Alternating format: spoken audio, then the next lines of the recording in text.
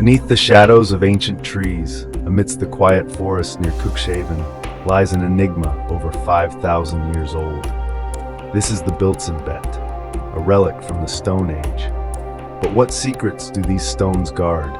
What ancient rituals and legends lie hidden within their cold, silent embrace? For centuries, this site has captivated historians, archaeologists, and mystics alike. Join me as we embark on a journey into the past to uncover the mysteries of this ancient megalithic tomb.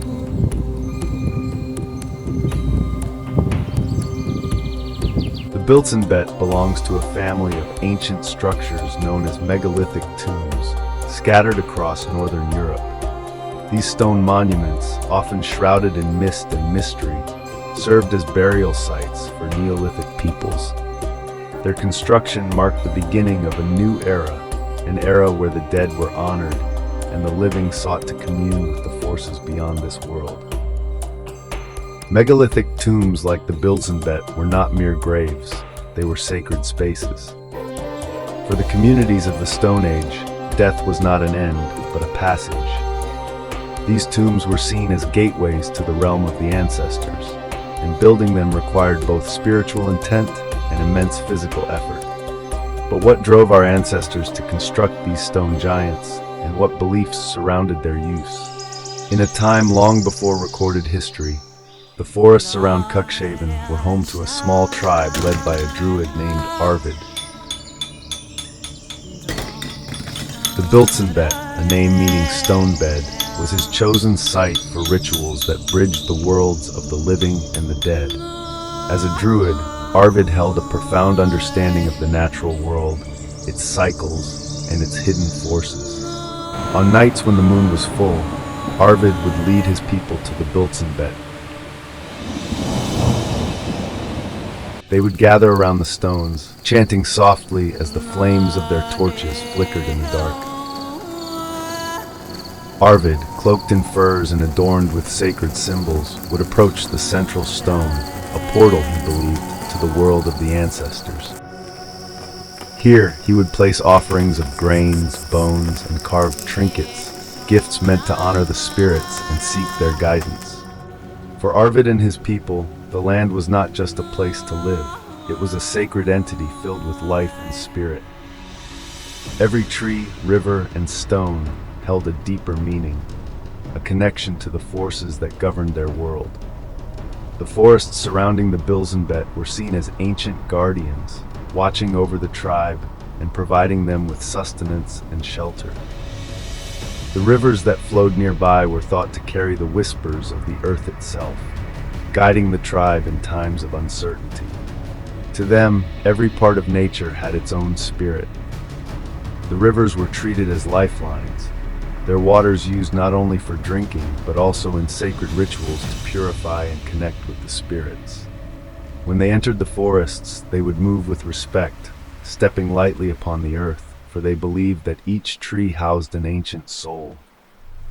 Arvid, as the tribe's druid, would often stand at the river's edge, listening to its gentle murmur, seeking guidance for the tribe's future.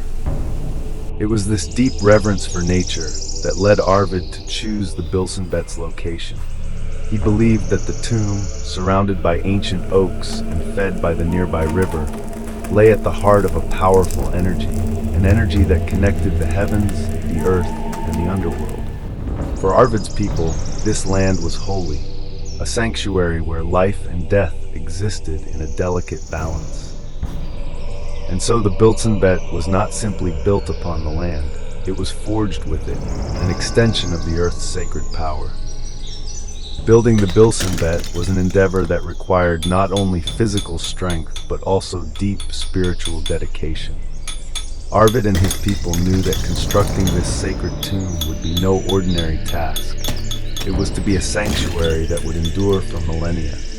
The process began with a careful selection of stones, which were chosen not only for their size and shape, but also for their spiritual resonance.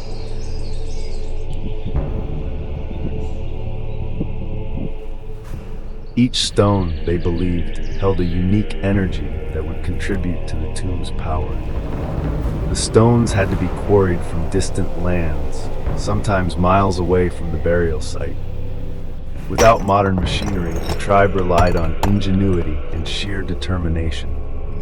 They used stone tools to carve the rocks, slowly chipping away to create flat surfaces that could be stacked securely.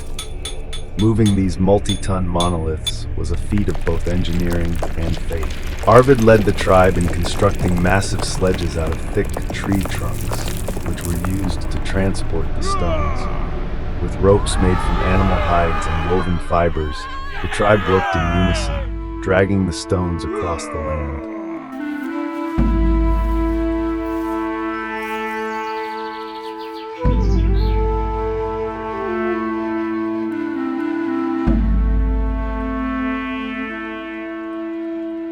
This was not done without ritual.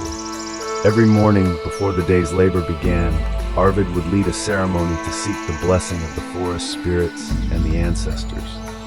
Offerings of grains, herbs, and small animal bones were laid at the base of the stones, asking for strength and protection. As they hauled the massive rocks through the forest, chants filled the air, creating a rhythm that synchronized their movements. It was believed that these chants could imbue the stone's ritual energy, making the tomb a place where the living and the dead could connect. Once the stones reached the site, the process of erecting them began. Wooden levers, stones, and earth ramps were employed to slowly lift each monolith into position. The tribe's strongest members would dig deep holes to anchor the stones, while others packed earth and smaller rocks around the base to secure them upright. The main entrance faced the setting sun during the equinox. The central chamber, where the most sacred rituals would later take place, was constructed last. Arvid inscribed symbols and runes onto the stones of the inner chamber, invoking the spirits of the earth and sky.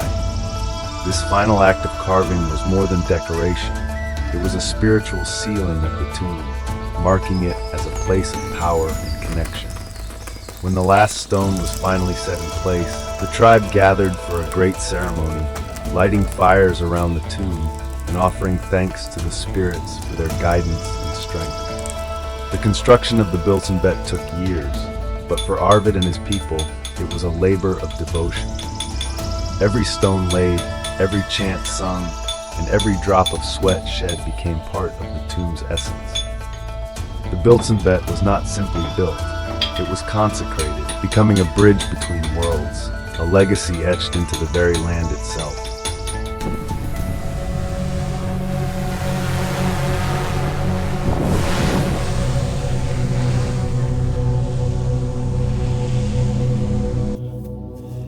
Centuries passed, and the Bilsenbet faded into the background of history. Its stones stood silently as generations came and went, the site slowly being forgotten. Then, in the 20th century, with the push for agricultural development, these ancient stones were seen as nothing more than obstacles. Plans were made to clear the land and repurpose it for modern use. The decision was made to blast the stones apart. Explosives were placed, and the charges set. But in a remarkable turn of events, the blast was not entirely successful. While some stones were damaged and shifted, the central structure of the Bilsenbet held firm, as if defying the very forces of destruction. Some locals say that it was the spirit of Arvid, the ancient druid, protecting the stones he once consecrated. Whether myth or coincidence, the attempted demolition serves as a reminder that these ancient places hold more power and mystery than we often realize.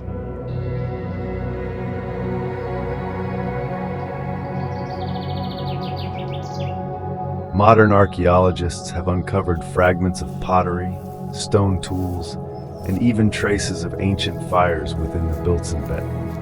These finds suggest that the tomb was not just a burial site, but a place of ritual. Could these be remnants of Arvid's ceremonies? Were these stones truly meant to bridge the gap between worlds? Local folklore speaks of strange happenings near the Bilsenbet. Some say that on certain nights, the air around the stones hums with an energy, a faint echo of the rituals performed here millennia ago. These myths, passed down through generations, blur the lines between history and legend, between reality and the spiritual realm. Today, the Bilsenbet stands as a monument to our shared past. Its stones are more than mere relics. They are storytellers. They speak of Arvid and his people, of rituals and beliefs, of the enduring struggle to protect what is sacred. The failed demolition serves as a stark reminder of our responsibility to guard these ancient sites.